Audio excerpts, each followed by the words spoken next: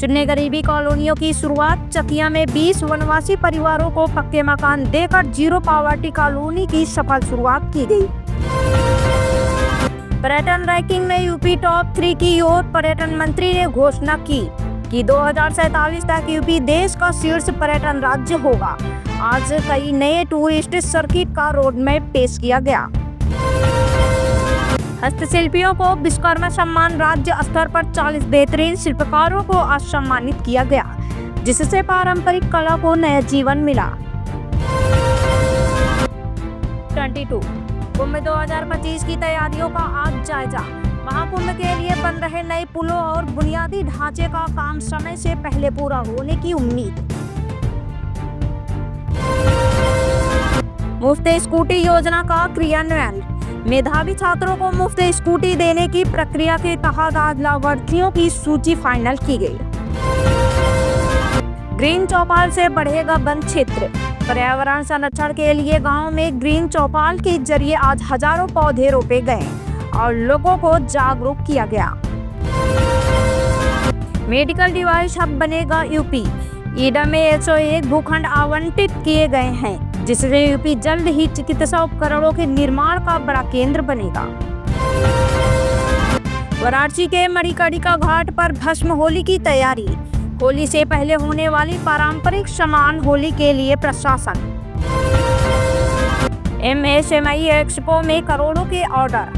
कानपुर में चल रहे एमएसएमई एक्सपो में स्थानीय कारीगरों को अंतर्राष्ट्रीय खरीदारों से बड़े ऑर्डर मिले हैं।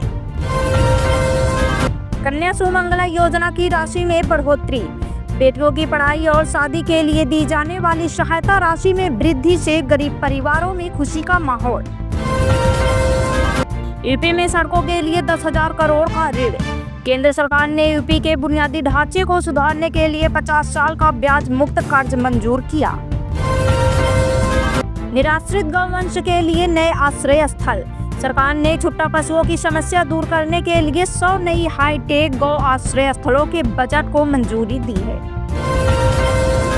जल जीवन मिशन के तहत जल मित्र की भर्ती।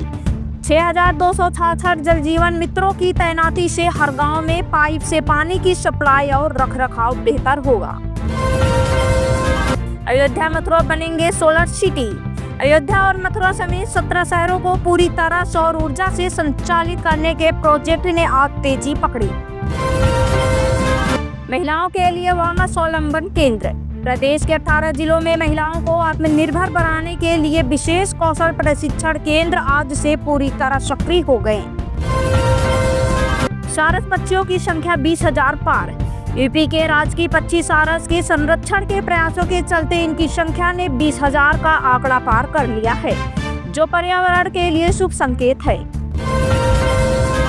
अभ्योदय कोचिंग से निखर रहा युवाओं का भविष्य।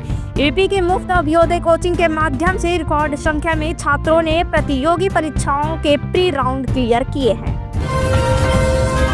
5 नई यूनिवर्सिटीज की घोषणा। शिक्षा को बढ़ावा देने के लिए राज्य में 5 नए विश्वविद्यालयों के निर्माण कार्य को हरी झंडी मिल गई है, जिससे युवाओं को स्थानीय स्तर पर उच्च शिक्षा मिलेगी। किसानों के लिए गन्ने के दाम में वृद्धि।